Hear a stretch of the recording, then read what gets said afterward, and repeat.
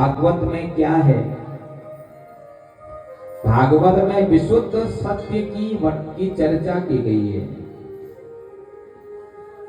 धर्म किसको कहते हैं, इसकी चर्चा हमारे भागवत में की गई है। और जो धर्मात्मा होता है वही भागवत को समझ पाता है महाराज। भागवत कराने का सामर्थ्य हर एक पर नहीं है प्यारे। भागवत का सामर्थ्य तो भगवान उसी को देते हैं जो धार्मिक होता है महाराज। और एक बात और सुन लो, जो धार्मिक नहीं भी होता है, अगर वह भी एक बार भागवत की शरण में आकर के बैठ जाए महाराज, वो भी धार्मिक बन जाता है। विशुद्ध धर्म की चर्चा हमारे भागवत में है। धर्म किसको कहते हैं, हमें क्या करना चाहिए क्या नहीं करना चाहिए, ये सारी चर्चा इस भागवत में की गई है। फिर दूसरा प्रश्न है, भागवत किसके लिए है? निर्मत्सराणां सतां, जो लोग निर्मत्सर होते हैं उन्हीं के लिए भागवत है। एक होता है मच्छर और एक होता है मत्सर। मच्छर तो महाराज केवल बाहर काटता है बस,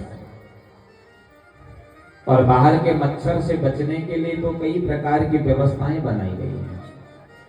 अरे मॉर्टिन जला लो तो भाग जाते हैं मच्छर, और भी आजकल तो अगरबत्तियां भी बन गई हैं महाराज हैं।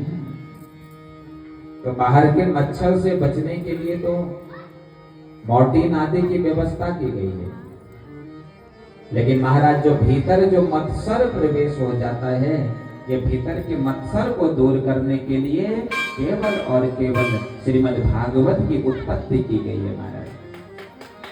जो निर्मत्सर हो, राग द्वेष छल कपट से दूर हो महाराज, उन्हीं के लिए भागवत है इस प्यारे। और जिनके भीतर छल कपट राग द्वेष विराजमान होता है, अगर वह भी एक बार भागवत की शरण में आकर के बैठ जाते हैं तो वह भी निर्मत्सर हो जाते हैं। निर्मत्सराणां सतां। अब पूछा महाराज भागवत क्या करती है? तापत्रयोन्मूलनम। जो तीन प्रकार के जो ताप हैं, दैहिक दैविक भौतिक त्रिविध तापों को हमारी भागवत दूर कर देती है। तापत्रयोन्मूलनम। तो भागवत क्या करती है? हमारे तीनों तापों को दूर कर देती है। और चौथा प्रश्न पूछा महाराज, भागवत की उत्पत्ति कहां से हुई? निगम कल्प तरोर गलितम फलम सुख मुखा द्रव संयुतम पिबत भागवतम रसमालया मुहुरहो रसिका भुवि भावुका। निगम कहते हैं वेदों को। ध्यानपूर्वक सुनिएगा, भागवत की उत्पत्ति कहां से हुई? तो निगम कहते हैं वेदों को। निगम कल्प तरोर गलितम फलम। निगम रूपी वृक्ष का जो पका हुआ फल है वही श्रीमद् भागवत है महाराज। यानी वेदों से भागवत की उत्पत्ति हुई है। ये गलित फल है महाराज। लोगों ने कहा गलित हो सकता है, तो क्या पता मीठा हो ना हो? भैया कभी कभी तो गलित फल भी मीठा नहीं निकलता है। बोला महाराज गलित फल भी है मीठा फल भी है। बोले क्या गारंटी है कि मीठा होगा? बोलो सुख मुखा द्रव मिद्रव संयुतम। क्योंकि तोते की चोंच के द्वारा स्पर्श किया गया है। और माताओं, तोता जिस फल में चोंच मार देता है, फिर वो फल कभी खट्टा नहीं होता, वो फल तो फिर मीठा हो जाता है। प्रेम से बोलना पड़ेगा राधे। तो मीठा फल है बिल्कुल बंधु। तो बोले क्या करना चाहिए? पीबत भागवतम रसमालयम।